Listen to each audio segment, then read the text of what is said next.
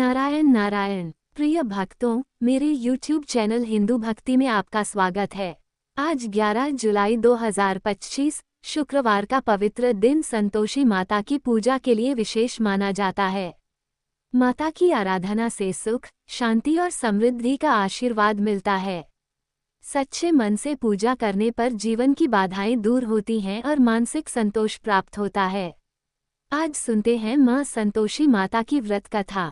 जय मां संतोषी। एक बुढ़िया थी जिसके 7 बेटे थे। उनमें से 6 कमाते थे और एक न कमाने वाला था।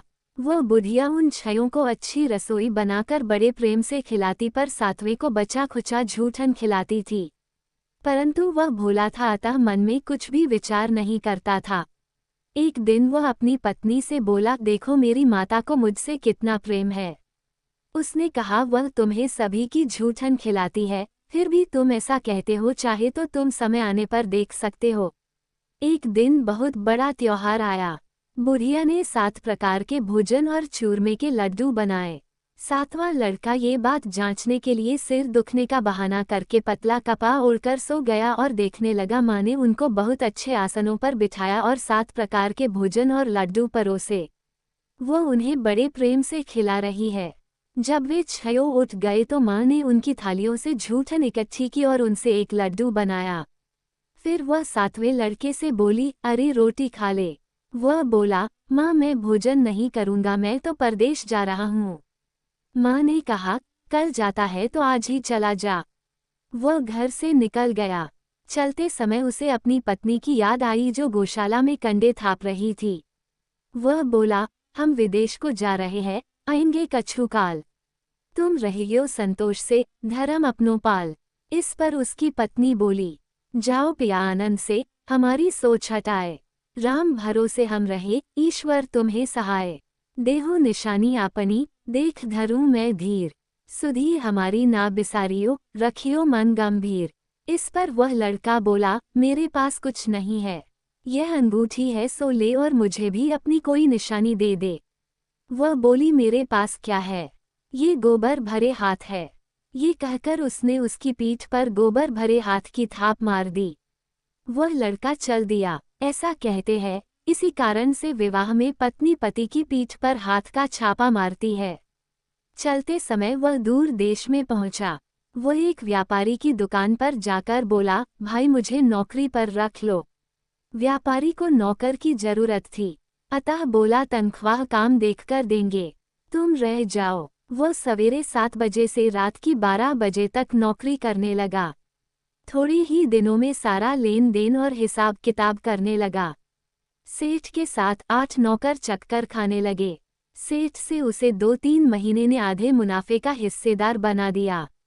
12 वर्ष में वह नामी सेठ बन गया और उसका मालिक उसके भरोसे काम छोड़कर कहीं बाहर चला गया। उधर उसकी औरत को सास और जेठानियां बड़ा कष्ट देने लगी। वे उसे लकड़ी लेने जंगल में भेजती, भूसे की रोटी देती, फूटे नारियल में पानी देती। वह बड़े कष्ट से जीवन बिताती थी। एक दिन जब वह लकड़ी लेने जा रही थी तो रास्ते में उसने कई औरतों को व्रत करते देखा। वह पूछने लगी, बहनों ये किसका व्रत है, कैसे करते हैं और इससे क्या फल मिलता है? तो एक स्त्री बोली, ये संतोषी माता का व्रत है, इसके करने से मनोवांछित फल मिलता है। इससे गरीबी, मन की चिंताएं, राज के मुकद्दमे, कलह, रोग नष्ट होते हैं और संतान, सुख, धन, प्रसन्नता, शांति, मनपसंद वर मिले व बाहर गए हुए पति के दर्शन होते हैं। उसने उसे व्रत करने की विधि बता दी। उसने रास्ते में सारी लकड़ियां बेच दी व गुड़ और चना ले लिया। उसने व्रत करने की तैयारी की। उसने सामने एक मंदिर देखा तो पूछने लगी, यह मंदिर किसका है? वह कहने लगे, ये संतोषी माता का मंदिर है। वह मंदिर में गई और माता के चरणों में लौटने लगी। वह दुखी होकर विनती करने लगी, माँ मैं अज्ञानी हूँ, मैं बहुत दुखी हूँ, मैं तुम्हारी शरण में हूँ, मेरा दुख दूर करो। माता को दया आ गई। एक शुक्रवार को उसके पति का पत्र आया और अगले शुक्रवार को पति का भेजा हुआ धन मिला। अब तो जेठ जेठानी और सास नाक सिकोड़ के कहने लगे, अब तो इसकी खातिर बढ़ेगी, ये बुलाने पर भी नहीं बोलेगी। वह बोली, पत्र और धन आवे तो सभी को अच्छा है। उसकी आंखों में आंसू आ गए। वो मंदिर में गई और माता के चरणों में गिरकर बोली, हे माँ, मैंने तुमसे पैसा कब मांगा था? मुझे तो अपना सुहाग चाहिए। मैं तो अपने स्वामी के दर्शन और सेवा करना मांगती हूँ। तब माता ने प्रसन्न होकर कहा, जा बेटी, तेरा पति आवेगा। वो बड़ी प्रसन्नता से घर गई और घर का काम काज करने लगी। उधर संतोषी माता ने उसके पति को स्वप्न में घर जाने और पत्नी की याद दिलाई। उसने कहा, माँ, मैं कैसे जाऊं? परदेश की बात है, लेन देन का कोई हिसाब नहीं है। माँ ने कहा, मेरी बात मान, सवेरे नहा धोकर मेरा नाम लेकर घी का दीपक जलाकर दंडवत करके दुकान पर बैठना। देखते देखते सारा लेन देन साफ हो जाएगा, धन का ढेर लग जाएगा। सवेरे उसने अपने स्वप्न की बात सभी से कही तो सब दिल लगी उड़ाने लगे। वे कहने लगे कि कहीं सपने भी सत्य होते हैं। पर एक बूढ़े ने कहा, भाई, जैसे माता ने कहा है वैसे करने में का डर है। उसने नहा धोकर माता को दंडवत करने घी का दीपक जलाया और दुकान पर जाकर बैठ जाया। थोड़ी ही देर में सारा लेन देन साफ हो गया, सारा माल बिक गया और धन का ढेर लग गया। वह प्रसन्न हुआ और घर के लिए गहने और सामान वगैरह खरीदने लगा। वह जल्दी ही घर को रवाना हो गया। उधर बेचारी उसकी पत्नी रोज लकड़ियां लेने जाती और रोज संतोषी माता की सेवा करती। उसने माता से पूछा, हे माँ, ये धूल कैसी उड़ रही है? माता ने कहा, तेरा पति आ रहा है, तू लकड़ियों के 3 बोझ बना ले। एक नदी के किनारे रख, एक यहाँ रख और तीसरा अपने सिर पर रख ले। तेरे पति के दिल में उस लकड़ी के गट्ठे को देखकर मोह पैदा होगा। जब वह यहाँ रुककर नाश्ता पानी करके घर जाएगा, तब तू लकड़ियाँ उठाकर घर जाना और चौक के बीच में गट्ठर डालकर जोर जोर से 3 आवाजें लगाना, सासू जी। लकड़ियों का गट्ठा लो, भूसे की रोटी दो और नारियल के खोपड़े में पानी दो। आज मेहमान कौन आया है? इसने माँ के चरण छुए और उसके कहे अनुसार सारा कार्य किया।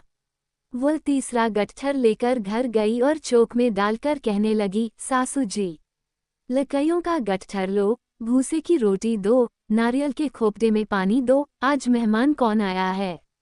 ये सुनकर सास बाहर आकर कपट भरे वचनों से उसके दिए हुए कष्टों को भुलाने ले लिए कहने लगी, बेटी, तेरा पति आया है, आ, मीठा भात और भोजन कर और गहने कपड़े पहन।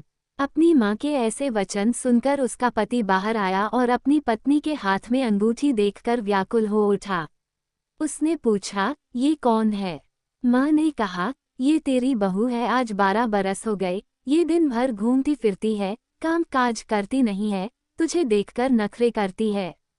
वह बोला, ठीक है, मैंने तुझे और इसे देख लिया है, अब मुझे दूसरे घर की चाबी दे दो, मैं उसमें रहूंगा। माँ ने कहा, ठीक है, जैसी तेरी मर्जी। और उसने चाबियों का गुच्छा पटक दिया। उसने अपना सामान तीसरी मंजिल के ऊपर के कमरे में रख दिया। एक ही दिन में वे राजा के समान ठाठ बाट वाले बन गए। इतने में अगला शुक्रवार आया। बहू ने अपनी पति से कहा, मुझे संतोषी माता के व्रत का उद्यापन करना है। वह बोला, बहुत अच्छा, खुशी से कर ले। जल्दी ही उद्यापन की तैयारी करने लगी। उसने जेठ के लड़कों को जीमने के लिए कहा। उन्होंने मान लिया। पीछे से जिठानियों ने अपने बच्चों को सिखा दिया, तुम खटाई मांगना जिससे उसका उद्यापन पूरा न हो। लड़कों ने जीम कर खटाई मांगी। बहू कहने लगी, भाई, खटाई किसी को नहीं दी जाएगी, ये तो संतोषी माता का प्रसाद है। लड़के खड़े हो गए और बोले, पैसा लाओ। वह भोली कुछ न समझ सकी उनका क्या भेद है। उसने पैसे दे दिए और वे इमली की खटाई मंगाकर खाने लगे। इस पर संतोषी माता ने उस पर रोष किया। राजा के दूत उसके पति को पकड़ कर ले गए।